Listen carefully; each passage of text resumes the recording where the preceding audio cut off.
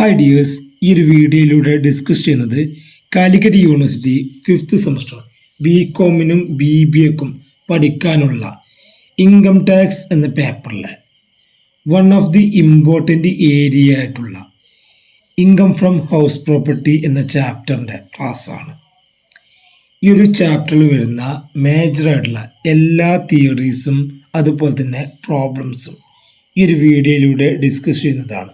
അപ്പോൾ എല്ലാവർക്കും പുതിയൊരു വീഡിയോയിലേക്ക് സ്വാഗതം. Income from house property section വരുന്നത് 22 മുതൽ 27 വരെയാണ്. ഇൻകം ടാക്സ് ആക്ട് 1961 സെക്ഷൻ 22 മുതൽ 27 വരെയുള്ള സെക്ഷനിലാണ് ഹൗസ് പ്രോപ്പർട്ടി ഇൻകത്തെക്കുറിച്ച് പറയുന്നത്. ഇൻകം ടാക്സിൽ 5 ഹെഡാണ് പഠിക്കാനുള്ളത്. അതിലെ ഒന്നാമത്തെ ഹെഡ് ഇൻകം ഫ്രം സാലറി ആണ്. അതിൻ്റെ സെക്ഷൻ വരുന്നത് 15 മുതൽ 17 വരെയാണ്. സെക്കൻഡ് ഹെഡാണ് income from house property, section 22 മുതൽ 27 വരെയാണ്.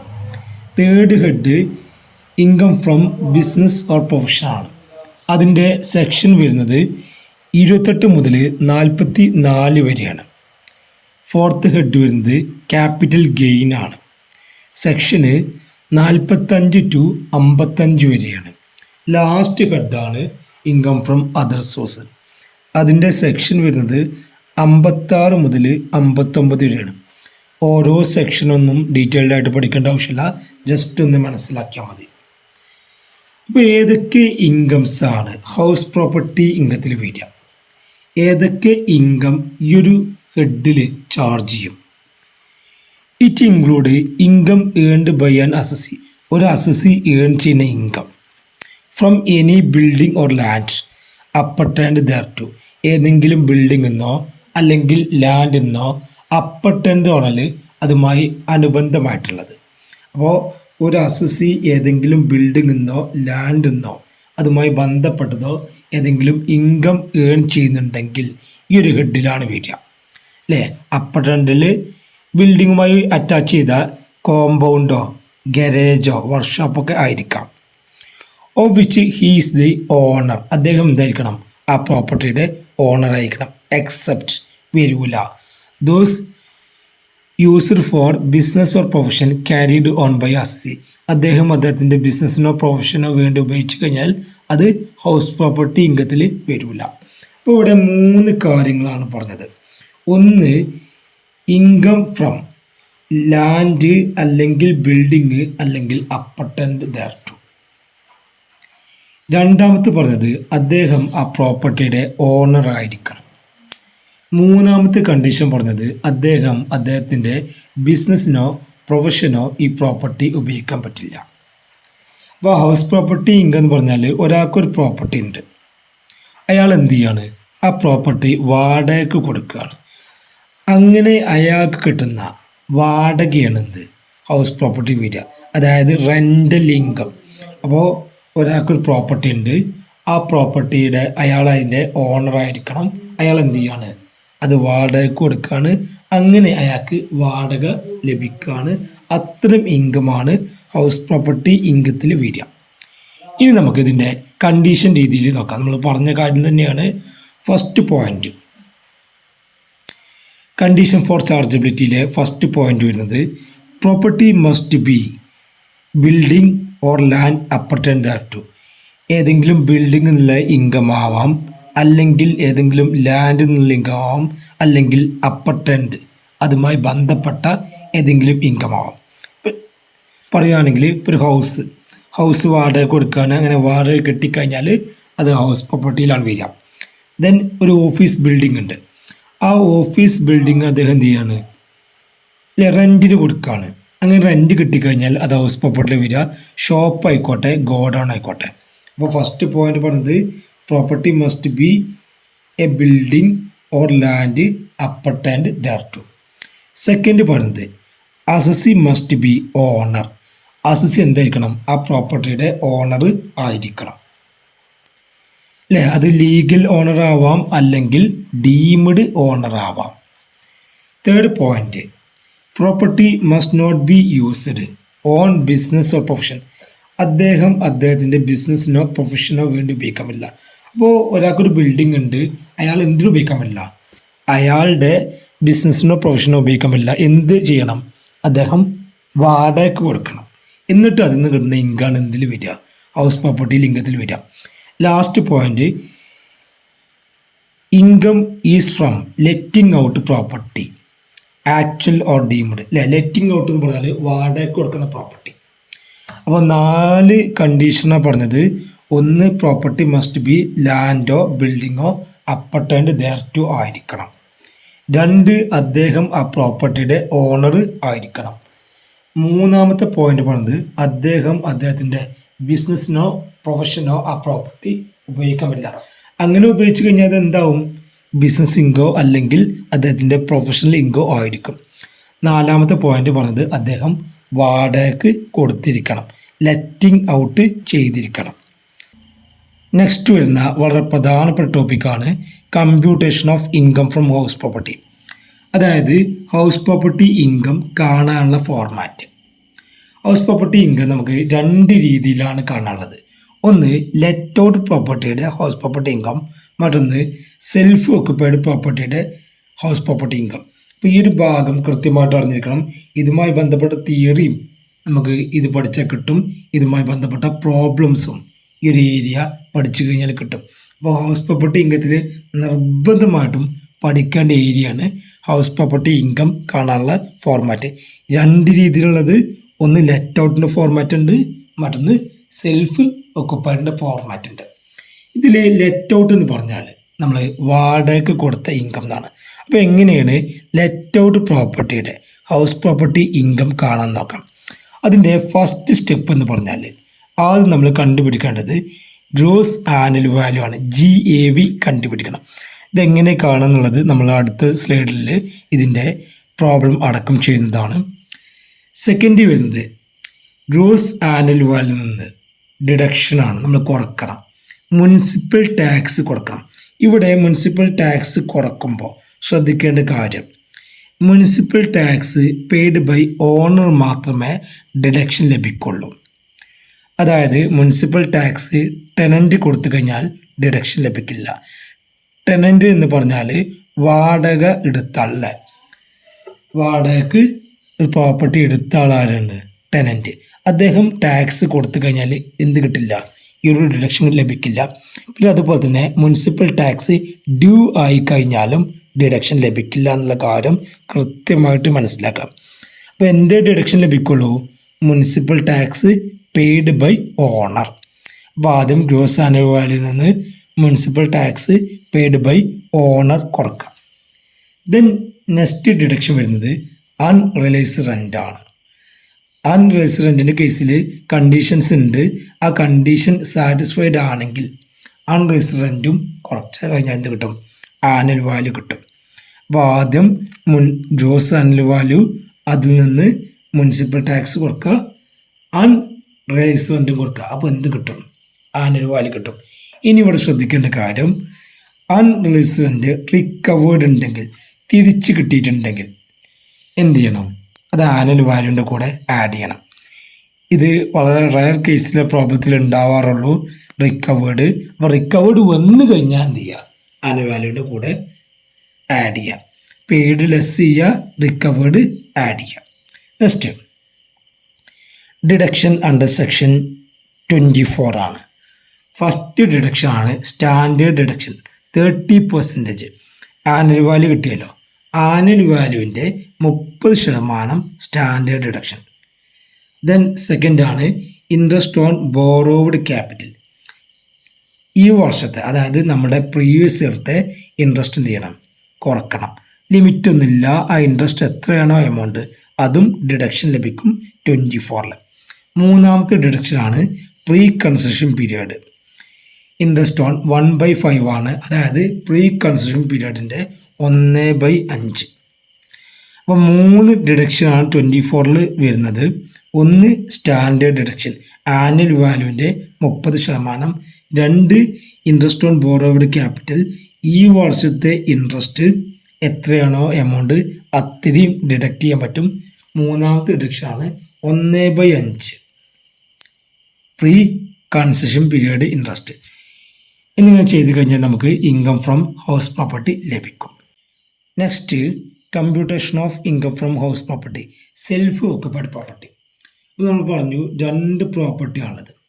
ഒന്ന് ലെറ്റ് ഔട്ട്, വാടകയ്ക്ക് കൊടുക്കുന്ന പ്രോപ്പർട്ടി. സെക്കൻഡ് ആണ് സെൽഫ് ഓക്കുപ്പൈഡ്. സെൽഫ് ഓക്കുപ്പൈഡ് പ്രോപ്പർട്ടിയുടെ അർത്ഥമാക്കുന്നത് റെസിഡൻഷ്യൽ പ്രോപ്പർട്ടി എന്നാണ്. നമ്മൾ താമസിക്കുന്ന വീട് അല്ലേ. ലെറ്റ് ഔട്ട് എന്ന് പറഞ്ഞാൽ വാടകയ്ക്ക് കൊടുക്കുന്നതും, സെൽഫ് ഓക്കുപ്പൈഡ് എന്ന് പറഞ്ഞാൽ താമസിക്കുന്ന വീട്, റെസിഡൻഷ്യൽ ഹൗസ്. ആ കാര്യം കൃത്യമായിട്ട് മനസ്സിലാക്കാം. അപ്പോൾ എങ്ങനെയാണ് സെൽഫ് ഓക്കുപ്പൈഡ് പ്രോപ്പർട്ടിയുടെ ഇൻകം ഫ്രം ഹൗസ് പ്രോപ്പർട്ടി കാണാൻ നോക്കാം. ആദ്യം gross annual value. Self occupied പ്രോപ്പർട്ടിയുടെ ഗ്രോസ് ആനുവൽ വാല്യൂ നില്ലായിരിക്കും. അതുകൊണ്ട് തന്നെ മുനിസിപ്പൽ ടാക്സും നോട്ട് അപ്ലിക്കബിൾ ആണ്. ആനുവൽ വാല്യൂ എന്തായിരിക്കും? നില്ലായിരിക്കും. ഈ ഒരു പോയിൻ്റാണ് കൃത്യമായിട്ട് പഠിക്കേണ്ടത്. സെൽഫ് ഓക്കുപ്പൈഡ് പ്രോപ്പർട്ടിയുടെ ആനുവൽ വാല്യൂ നിൽ ആയിരിക്കും. Then deduction under section 24 annual value നിൽ ആയതുകൊണ്ട് തന്നെ സ്റ്റാൻഡേർഡ് ഡിഡക്ഷൻ ഇവിടെ നോട്ട് അപ്ലിക്കബിൾ ആണ്, ഉണ്ടായിരിക്കില്ല. Then interest on borrowed capital, ഇവിടെ ഇൻട്രസ്റ്റ് ഉണ്ടായിരിക്കും. അപ്പോൾ സെൽഫ് ഓക്കുപ്പൈഡ് പ്രോപ്പർട്ടിക്ക് ഇൻട്രസ്റ്റ് മാത്രമേ ഉണ്ടാവുള്ളൂ. അതിൽ ഇൻട്രസ്റ്റിന് ലിമിറ്റ് ഉണ്ട്. Maximum 30,000 before 1999 or 2 lakh after 1999. അതായത് നമ്മൾ ഈ ലോൺ എടുത്തിട്ടുള്ളത് 1999 ശേഷമാണെങ്കിൽ 2 ലക്ഷം, 1999 മുമ്പാണെങ്കിൽ 30,000 ആയിരിക്കും ഇൻട്രസ്റ്റ് ഓൺ ബോറോവ്ഡ് ക്യാപിറ്റലിൻ്റെ മാക്സിമം ലിമിറ്റ്. അപ്പോൾ ഇവിടെ നമ്മൾ കൃത്യമായിട്ട് പഠിച്ചു വെക്കേണ്ടത് 2 ലക്ഷം എന്നുള്ള എമൗണ്ടാണ്. മാക്സിമം ലിമിറ്റ് 2 ലക്ഷമാണ്. വളരെ റയർ കേസിൽ എന്ത് ചോദിക്കുള്ളൂ? ബിഫോർ 99 ചോദിക്കുള്ളൂ. അപ്പോൾ മാക്സിമം ലിമിറ്റ് എത്രയാണ്? 2 ലക്ഷം. ഇവിടെ ഡിഡക്ഷൻ മാത്രം ആയതുകൊണ്ട് തന്നെ ആൻസർ എന്തായിരിക്കും? എപ്പോഴും ലോസ് ആയിരിക്കും.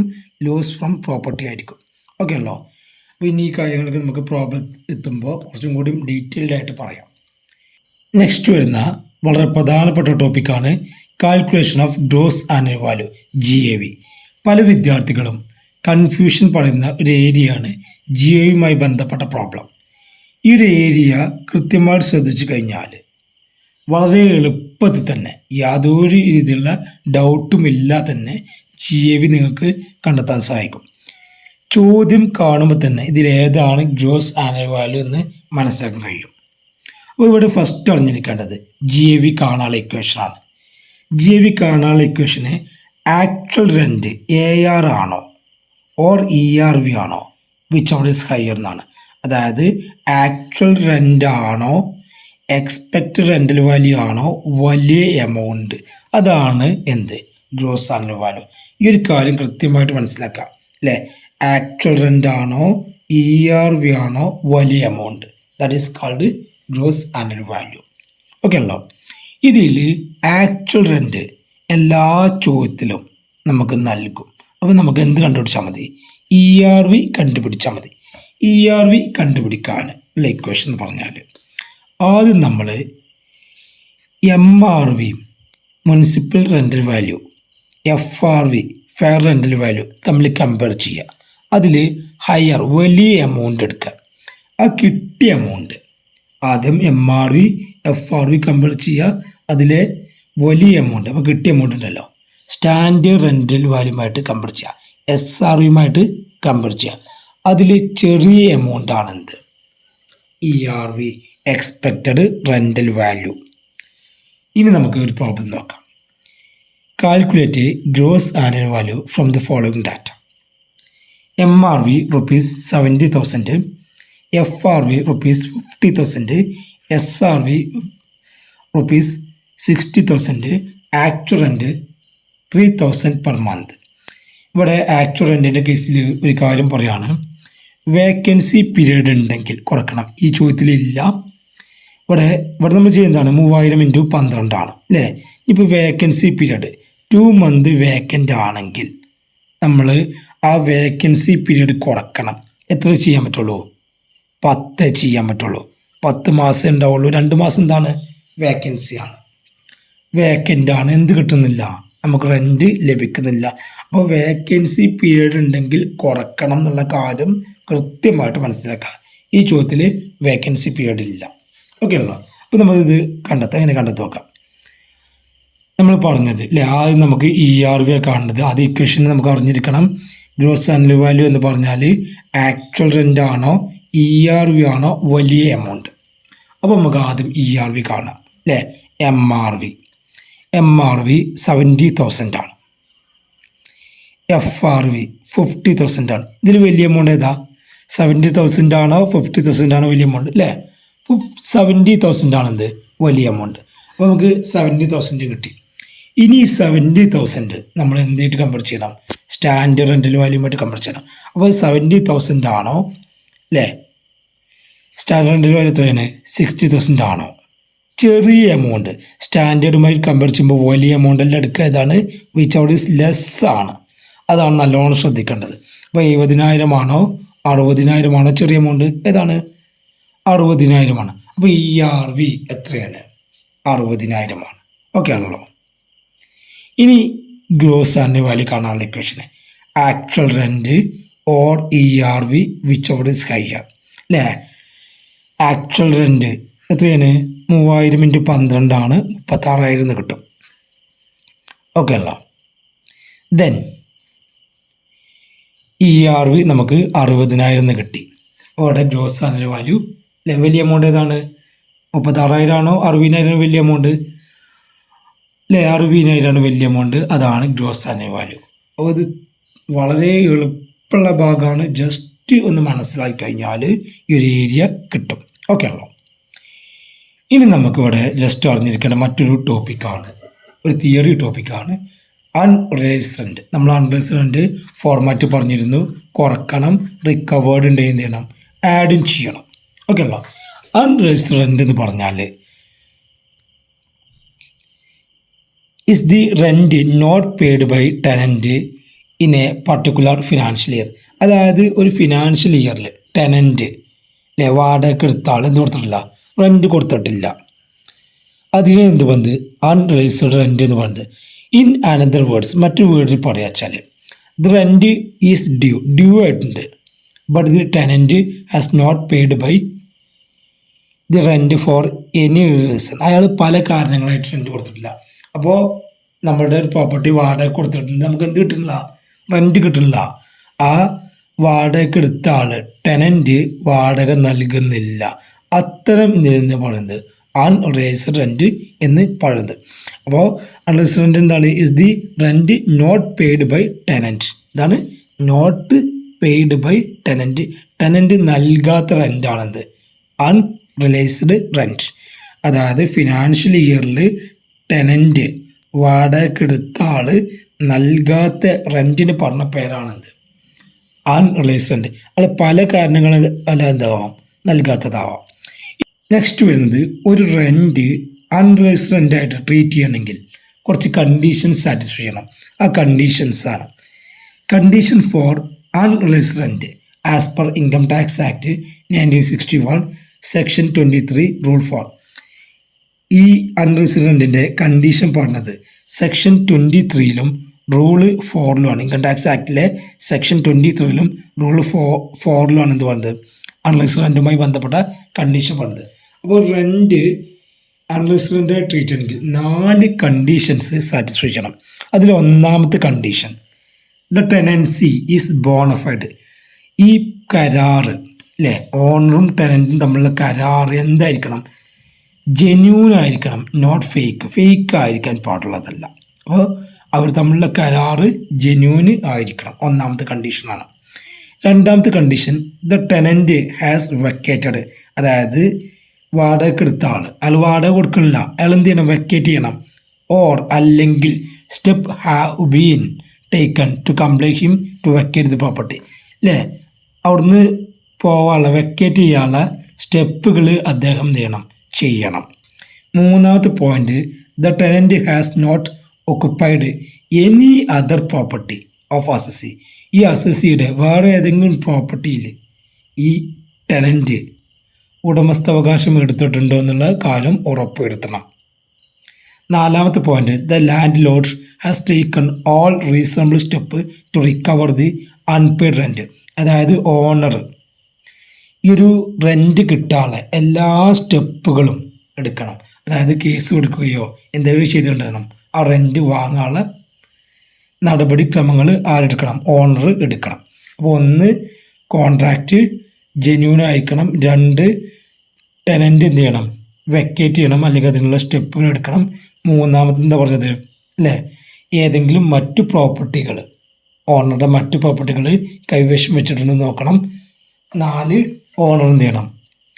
ഇയാൾക്കെതിരെ കേസ് കൊടുത്തിട്ടോ എങ്ങനെയെങ്കിലും റെൻറ്റ് കിട്ടാനുള്ള നടപടികൾ ചെയ്യണം. ഓക്കെ അല്ലോ. ഈ 4 കണ്ടീഷൻ സാറ്റിസ്ഫൈ ചെയ്ത് കഴിഞ്ഞാൽ റെൻറ്റ് എന്തായി ട്രീറ്റ് ചെയ്യും? അൺറിലൈസ്ഡ് റെൻ്റായിട്ട് ട്രീറ്റ് ചെയ്യും. ഓക്കെ, നെക്സ്റ്റ് നമുക്ക് ഇൻകം ഫ്രം ഹൗസ് പ്രോപ്പർട്ടി കാണാനുള്ള ചോദ്യം നോക്കാം. ഓക്കെ അല്ലോ, വളരെ പ്രധാനപ്പെട്ട ഏരിയയാണ്, എസ് ആയിട്ടൊക്കെ വരാറുണ്ട്. ഇവിടെ ചോദ്യം ഇതാണ്, mister Arun constructed A house property using loan taken 1 June 2001 loan taken ചെയ്തു. അദ്ദേഹം ഹൗസ് പ്രോപ്പർട്ടി തുടങ്ങുകയാണ്. Construction was completed June 30 September 2003 അതിൻ്റെ കൺസ്ട്രക്ഷൻ കഴിഞ്ഞത്. അവിടെ നമുക്ക് പ്രോബ്ലത്തുമായി ബന്ധപ്പെട്ട ഡയറക്റ്റ് കാര്യമൊന്നും വരുന്നില്ല. ഹൗസ് വാസ് ലെറ്റ് ഔട്ട് പ്രോപ്പർട്ടിയാണ്. ഈ കാര്യം നോക്കണം, ഏത് പ്രോപ്പർട്ടിയാണ്. ചോദ്യം കണ്ടു കഴിഞ്ഞാൽ ഫസ്റ്റ് ശ്രദ്ധിക്കേണ്ട കാര്യമാണ്, ലെറ്റ് ഔട്ട് ആണോ സെൽഫ് ഓക്കുപ്പൈഡ് ആണോ. ഓക്കെ അല്ലോ, ലെറ്റ് ഔട്ട് ആണ്. അദ്ദേഹം മന്ത്ലി റെൻ്റായിട്ട് എത്ര ഇട്ടുണ്ട്? അപ്പോൾ ആക്ച്വൽ റെൻറ്റ് റിസീവ് എത്രയാണ്? 20,000 പെർ മന്ത് ആണ്. ആക്ച്വൽ റെൻറ്റ് 20,000 പെർ മന്ത് ആണ്. ഇനി മറ്റു ഡീറ്റെയിൽസ്, MRV മുനിസിപ്പൽ വാല്യൂ അല്ലേ 2,20,000 ആണ്. ദെൻ FRV 2,40,000 ആണ്. സ്റ്റാൻഡേർഡ് റെൻറ്റ് 2,30,000 ഉണ്ട്. Municipal tax 20,000. Interest on loan 60,000. Pre construction period 1 lakh. ഇതാണ് നൽകിയ ഡീറ്റെയിൽസ്. നമുക്ക് ഹൗസ് പ്രോപ്പർട്ടി ഇൻകം കാണാം, വളരെ എളുപ്പത്തിൽ ചെയ്യാം. ഫസ്റ്റ് സ്റ്റെപ്പ് എന്താണ്? ഗ്രോസ് ആനുവൽ വാല്യൂ കാണണം. ഗ്രോസ് ആനുവൽ വാല്യൂ കാണാൻ ഇക്വേഷൻ എന്താണ്? ആക്ച്വൽ റെൻ്റ് ആണോ ERV ആണോ വലിയ എമൗണ്ട്? അത് നോക്കണം അല്ലേ. ഇവിടെ ചോദ്യത്തിൽ MRV 2,20,000 ആണ്. FRV 2,40,000 ആണ്. ഇതിൽ വലിയ എമൗണ്ട് ഏതാണ് അല്ലേ? 2,40,000 ആണ് എന്ത് വലിയ എമൗണ്ട്. അപ്പോൾ 2,40,000 കിട്ടി. ഇനി എന്തുമായിട്ട് കമ്പയർ ചെയ്യണം? സ്റ്റാൻഡേർഡുമായിട്ട് കമ്പയർ ചെയ്യണം. സ്റ്റാൻഡേർഡ് റെൻ്റ് വാല്യൂ 2,30,000 ആണ്. അതിൽ ചെറിയ എമൗണ്ട് നമുക്ക് ERV കിട്ടും. എത്ര കിട്ടും? 2,30,000 കിട്ടും. ഓക്കെ അല്ലോ. അപ്പോൾ ERV കാണാനുള്ള കാര്യം കൃത്യമായിട്ട് മനസ്സിലാക്കുക. കഴിഞ്ഞ ചോദ്യത്തിലും പറഞ്ഞതാണ്, ആദ്യം MRV FRV കമ്പയർ ചെയ്യുക, അതിൽ വലുതെടുക്കുക. SRV കമ്പയർ ചെയ്യുക, അതിൽ ചെറുതാണെന്ത് ERV. ഓക്കെ അല്ലോ. ഇനി ERVയും ആക്ച്വൽ റെൻറ്റുമായിട്ട് കമ്പയർ ചെയ്യാം. ഓക്കെ അല്ലോ. ഈ ഒരു ചോദ്യത്തിലും വേക്കൻസി ഒന്നും ഇല്ല. അപ്പോൾ ആക്ച്വൽ റെൻറ്റ് അല്ലേ 20,000 ആണ്. 20,000 ആണ് ആക്ച്വൽ റെൻറ്റ് പറഞ്ഞത് അല്ലേ. 20,000 ആണ് ആക്ച്വൽ റെൻറ്റ് ചോദ്യത്തിൽ പറഞ്ഞിട്ടുള്ളത്. അപ്പോൾ 20,000 ഇൻറ്റു 12 ചെയ്യാം. അപ്പോൾ നമുക്ക് എന്ത് കിട്ടും? ആക്ച്വൽ റെൻറ്റ് 2,40,000 കിട്ടും. ERV എത്രയാണ്? 2,30,000 ആണ്. അപ്പോൾ ഇതിൽ വലിയ എമൗണ്ട് ഏതാണ്? അതാണ് GAV അല്ലേ. വലിയ എമൗണ്ട് ഏതാണ്? 2,40,000 ആണ്. 2,40,000 ആണ് വലിയ എമൗണ്ട്. GAV equal to 2,40,000. കൃത്യമായിട്ട് മനസ്സിലാക്കുക. ഓക്കെ അല്ലോ. നെക്സ്റ്റ് ഹൗസ് പ്രോപ്പർട്ടി ഇങ്ങനെ കാണും. ഇപ്പോൾ GAV കിട്ടി 2,40,000. അതിൽ നിന്ന് മുനിസിപ്പൽ ടാക്സ് ചോദ്യത്തിൽ എത്രയായിരുന്നു? മുനിസിപ്പൽ ടാക്സ് 20,000 ആണ്. ആ 20,000 കുറക്കുക. ഇവിടെ എന്തില്ല? അൺറിലൈസ്ഡ് റെൻ്റ് ഇല്ല. അതുണ്ടെങ്കിൽ എന്ത് ചെയ്യണം? അതും കൂടി കുറക്കണം. അപ്പോൾ ഗ്രോസ് ആനുവൽ വാല്യൂ 2,40,000. അതിൽ നിന്ന് 20,000 മുനിസിപ്പൽ ടാക്സ് കുറച്ച് കഴിഞ്ഞാൽ ആനുവൽ വാല്യൂ കിട്ടും. 2,20,000 ആനുവൽ വാല്യൂ കിട്ടും. ഓക്കെ ആണല്ലോ. പല യൂണിവേഴ്സിറ്റി എക്സാമിന് ആനുവൽ വാല്യൂ SI ചോദിച്ചിട്ടുണ്ട്. അപ്പോൾ വളരെ ശ്രദ്ധിക്കുക. ചെറിയ ചോദ്യം എവിടെ വരും? ഈ ഹൗസ് പ്രോപ്പർട്ടി ഇൻകത്തിൽ നിന്ന് വരും. വളരെ എളുപ്പത്തിൽ ചെയ്യാം. ഇനി എന്താണ് അല്ലേ? സ്റ്റാൻഡേർഡ് ഡിഡക്ഷൻ കുറക്കണം 30%. ഈ കാര്യം മറക്കരുത്. ആനുവൽ വാല്യൂവിൻ്റെ 30%. അപ്പോൾ ഇവിടെ 2,20,000 30% ആണെന്ത് സ്റ്റാൻഡേർഡ് ഡിഡക്ഷൻ. അത് എത്ര കിട്ടും? 66,000 കിട്ടും. 2,20,000 30% 66,000 കിട്ടും. Next interest on borrowed capital. Let out ആണ്, യാതൊരു ലിമിറ്റും ഇല്ല. ഇൻട്രസ്റ്റ് ഓൺ ബോറോഡ് ക്യാപിറ്റൽ എത്രയും ചോദിച്ചു തന്നിട്ടുള്ളത് കറണ്ട് പീരീഡ് ആണ്. ഇൻട്രസ്റ്റ് ഓൺ ബോറോഡ് ക്യാപിറ്റൽ 60,000 ആണ്. ആ 60,000 ലെസ് ചെയ്യാം. ഓക്കെ അല്ലോ. ദെൻ പ്രീ കൺസ്ട്രക്ഷൻ പീരീഡ് 1/5 ആണ്. 1/5 ആണ്. 1,00,000 ആണ് pre construction period interest. Okay അല്ലേ? അത് ബിഫോർ 2023 ആണെന്നുള്ളൂ. ഡേറ്റ് ഒന്നും വലിയ പ്രാധാന്യം കൊടുക്കണ്ട. പ്രീ കൺസ്ട്രക്ഷൻ ഇൻട്രസ്റ്റ് എത്രയാണ്? 1/5 ആണ്. 1,00,000 1/5 20,000 എന്ന് കിട്ടും. അങ്ങനെ മൊത്തം ഡിഡക്ഷന് അണ്ടർ സെക്ഷൻ 24 അല്ലേ 66, 60, അപ്പോൾ 1,26 ദെൻ 20, 1,46 ഡിഡക്ഷൻ ലഭിക്കും. ആനുവൽ വാല്യൂ 2,20 1,46 കുറച്ച് കഴിഞ്ഞാൽ ഇൻകം ഫ്രം ഹൗസ് പ്രോപ്പർട്ടി 74,000. വളരെ സിമ്പിളാണ് ചെയ്യാൻ. എസ് ചോദ്യമാണ്. അപ്പോൾ ആദ്യം ചെയ്യേണ്ടത് ഗ്രോസ് ആനുവൽ വാല്യൂ കാണുക, അതിൽ നിന്ന് മുനിസിപ്പൽ ടാക്സ് കൊടുക്കുക. അൺറൈസ്ഡ് റെൻ്റ് ഉണ്ടെങ്കിൽ അതും കുറക്കണം എന്നുള്ള കാര്യം മനസ്സിലാക്കുക. അപ്പോൾ എന്ത് കിട്ടും? ആനുവൽ വാല്യൂ കിട്ടും. ആനുവൽ വാല്യൂ നിന്ന് 30% standard deduction interest on borrowed capital guarantee ആണ്. There is no any limit. അവിടെ എന്തില്ല? ഒരു ലിമിറ്റും ഇല്ല. എന്താണ്? ലെറ്റ് ഔട്ട് ആണ്. എവിടെ ലിമിറ്റുള്ളൂ? സെൽഫ് ഓക്കുപ്പൈഡിലെ ലിമിറ്റുള്ളൂ. ഇനി 1/5 പ്രീ കൺസ്ട്രക്ഷൻ ഇൻട്രസ്റ്റ് കൂടി കുറച്ച് കഴിഞ്ഞാൽ എന്ത് കിട്ടും? ഇൻകം ഫ്രം ഹൗസ് പ്രോപ്പർട്ടി കിട്ടും. ഓക്കെ അല്ലോ. മറ്റൊരു ചോദ്യം നോക്കാം. Mister A owns 2 houses. Mister X 2 house ഉണ്ട്. ഇവിടെ ഹൗസ് 1 ഉണ്ട്, ഹൗസ് 2 ഉണ്ട്. ഹൗസ് 1 ലെറ്റ് ഔട്ട് ആണ്. ഹൗസ് 2 സെൽഫ് ഓക്കുപ്പൈഡ് ആണ്. നമ്മൾ രണ്ടാമത് ചോദ്യം ചെയ്യുന്നത് ഈ 2 ചോദ്യം കൃത്യമായിട്ട് നോക്കിയാൽ ഹൗസ് പ്രോപ്പർട്ടിയുമായി ബന്ധപ്പെട്ട വരുന്ന ഏതൊരു ചോദ്യവും നിങ്ങൾക്ക് ചെയ്യാൻ കഴിയും. ഓക്കെ ആണല്ലോ. അപ്പോൾ ഫസ്റ്റ് ഹൗസ് ലെറ്റ് ഔട്ട് ആണ്. അതിൻ്റെ ഡീറ്റെയിൽസ് നോക്കാം. അതിൽ മുനിസിപ്പൽ വാല്യൂ 1,20,000 ആണ്. ഫെയർ റെൻറ്റ് 1,30,000 ആണ്. സ്റ്റാൻഡേർഡ് റെൻറ്റ് 1,15,000 ആണ്.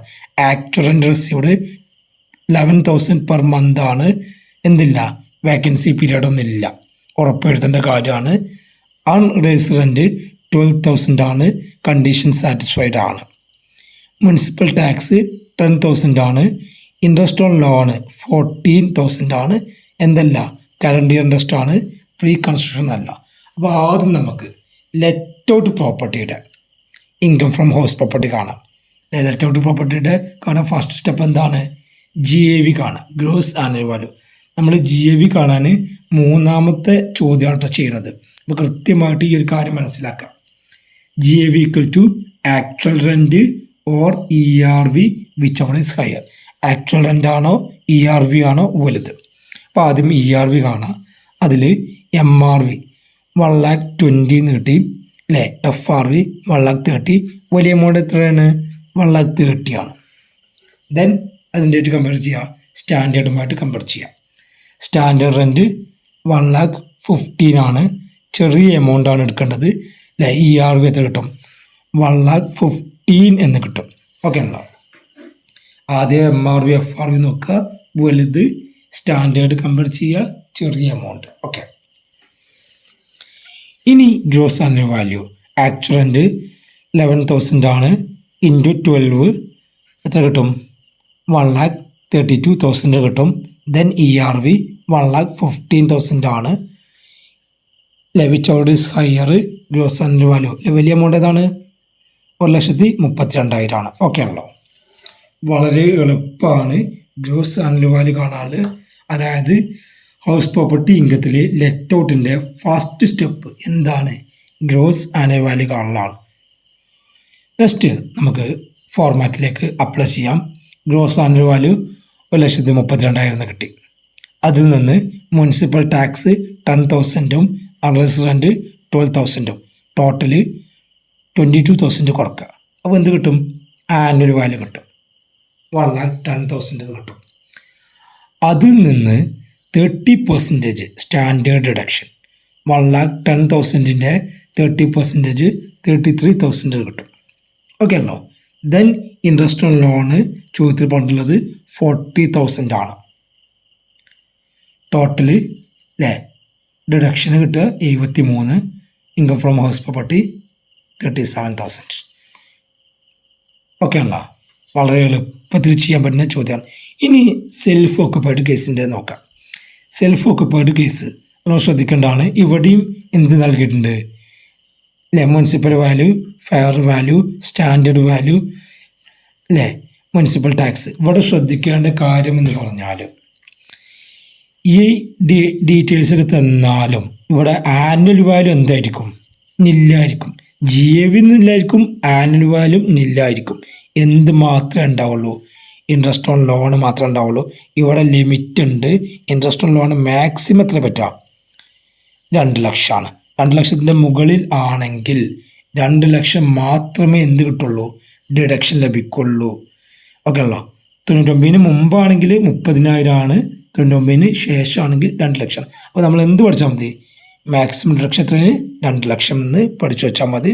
അപ്പോൾ ഇവിടെ 1,80,000 ആണ്, അത് ഡിഡക്ഷൻ ലഭിക്കും. ഓക്കെ, അപ്പോൾ അവിടെ നോക്കാം എങ്ങനെയാണ്.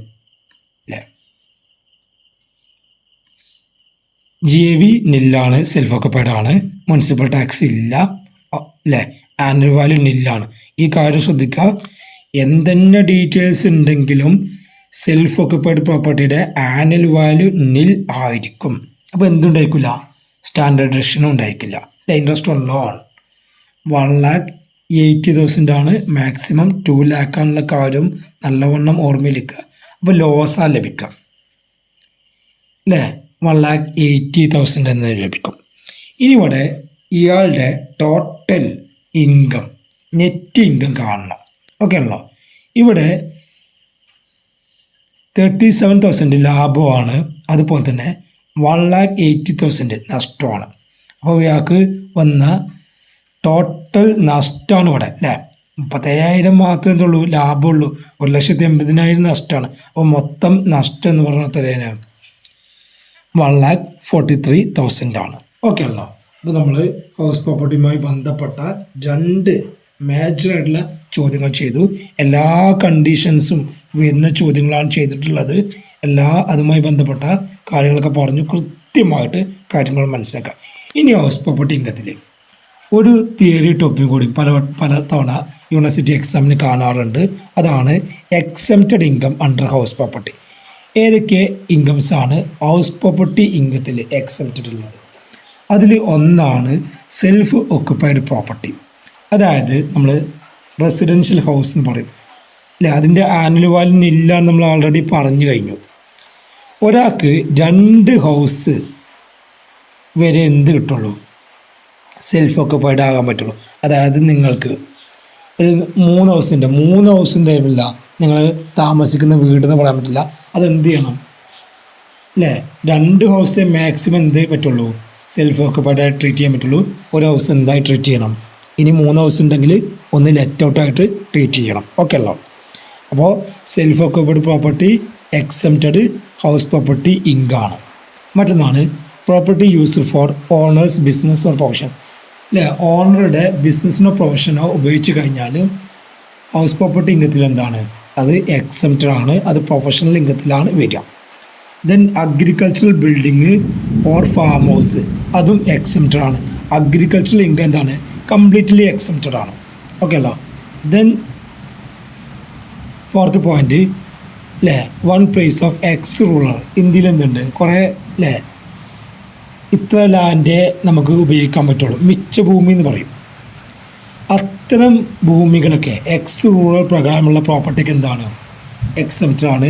അതുപോലെ തന്നെ property of charitable or religious trust, ഒരു ചാരിറ്റബിൾ സംഘടനയുടെ കീഴിലോ മതസംഘടനയുടെ കീഴിലോ ഉള്ള പ്രോപ്പർട്ടി എന്താണ്? എക്സംപ്റ്റഡ് ആണ്. അതുപോലെ തന്നെ ലോക്കൽ അതോറിറ്റി, അതായത് പഞ്ചായത്ത്, മുനിസിപ്പാലിറ്റി, ഗവൺമെൻറ് കയ്യിലുള്ള അപ്രൂവ്ഡ് ഇൻസ്റ്റിറ്റ്യൂഷനൊക്കെ എന്താണ്?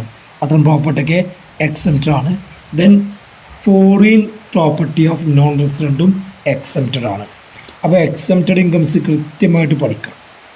അപ്പോൾ നമ്മൾ ഈ ഒരു വീഡിയോയിലൂടെ ഹൗസ് പ്രോപ്പർട്ടി ഇൻകം എന്ന് പറയുന്ന ഭാഗം കംപ്ലീറ്റ് ഡിസ്കസ് ചെയ്തു. അതിൽ വരുന്ന മേജർ തിയറീസും പ്രോബ്ലംസും ഒക്കെ ഡിസ്കസ് ചെയ്തു. അപ്പോൾ ഓക്കെ, എല്ലാവരും വീഡിയോ മാക്സിമം സപ്പോർട്ട് ചെയ്യുക. Thank you.